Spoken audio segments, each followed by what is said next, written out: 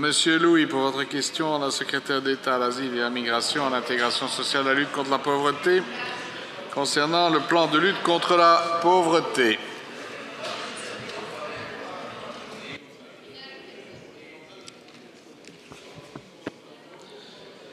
Merci, Monsieur le Président.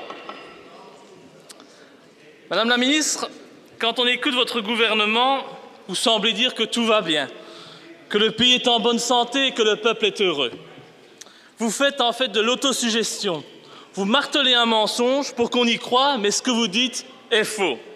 Non, non, les citoyens belges ne sont pas heureux. Non, tout ne va pas bien en Belgique. La classe moyenne est en train de disparaître. Vous êtes en train de créer une société de pauvres et d'ultra-riches. Notre pays n'a jamais connu autant d'indépendants et de travailleurs pauvres. Et 25% des enfants wallons vivent dans une famille sous le seuil de pauvreté. Un enfant sur 4. Et ce n'est pas moi qui le dis, c'est un ancien ministre socialiste devenu prof d'université, Frank van den Broek. Cette paupérisation est forcée et programmée. Forcée par la marche en avant vers la soumission à l'Union européenne et indirectement à l'empire américano-sioniste et programmée par la ratification successive de traités européens toujours plus contraignants et austères qui ne favorisent en fait que les financiers. Le tout mis en place par votre gouvernement qui a vendu son âme au diable. Tout ceci, je l'ai déjà dénoncé et à vrai dire, vous vous en fichez complètement. Mais en attendant, en sacrifiant la jeunesse, c'est notre avenir que vous sacrifiez.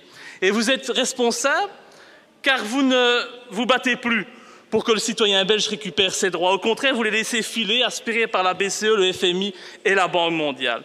Et donc vous êtes les collabos des puissants de ce monde, de ce nouvel ordre mondial qui se réjouit de la forme que prend la société actuelle. Une poignée de riches, l'élite financière et une masse toujours plus grande de pauvres qui travaillent pour enrichir toujours plus cette prétendue élite.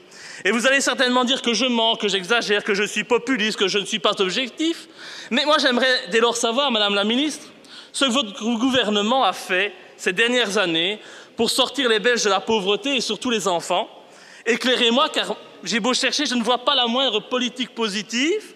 Et ce n'est pas votre limitation du chômage dans le temps, la chasse aux chômeurs et l'exclusion des chômeurs de longue durée de leurs droits qui va arranger la situation. Je vous remercie. Madame la Ministre.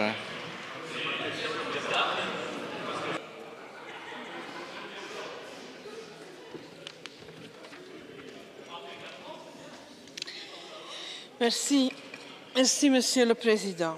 Monsieur Louis, la pauvreté infantile est la grande priorité de ma politique.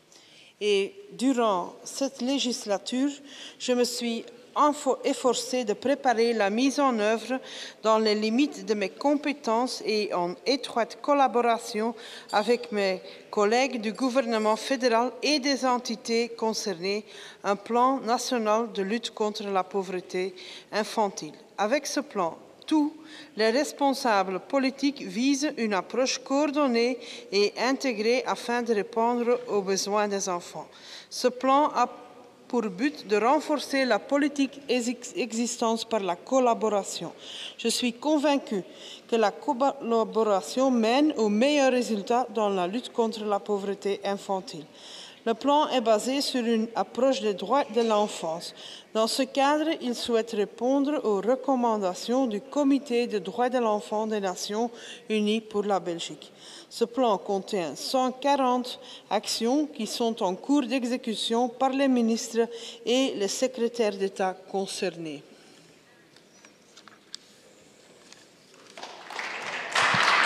Merci, Madame.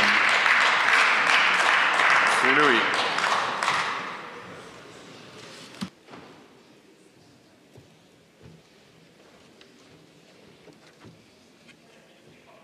Merci. Je ne sais pas si je dois dire merci, parce que tout ce que j'ai compris, c'est qu'il y avait un plan, et alors qu'on va collaborer. Je suis sûr qu'avec ça, les enfants vont sortir de la pauvreté. Mais enfin, moi, je vais vous dire comment sortir de cette situation, Madame la Ministre. Récupérons notre banque nationale, rendons-la publique, et permettons-lui déjà de prêter un taux nul. Nous pourrons innover, investir, soutenir les indépendants, améliorer le revenu des familles, récupérer cette finance qui ruine notre monde actuel, Annulons la dette publique, cette dette créée et développée pour enrichir les financiers et les banquiers. Remettons l'éthique au centre des décisions politiques et économiques. Pourquoi ne pas augmenter les allocations familiales?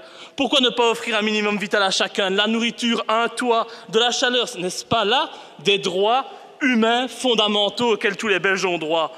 Offrons aussi une meilleure scolarité à nos jeunes, parce qu'il faut quand même dire que l'éducation nationale aujourd'hui n'est plus qu'un ramassis de conneries destiné à formater la jeunesse et à lui faire accepter l'idée du darwinisme social et économique, à lui faire avaler le chacun pour soi. Vous savez, la politique, c'est d'être au service de la population pour le bien collectif. Je pense que c'est une mission que vous avez totalement oubliée. Vous n'êtes plus aujourd'hui que des fonctionnaires d'une petite élite qui ne connaît pas la crise.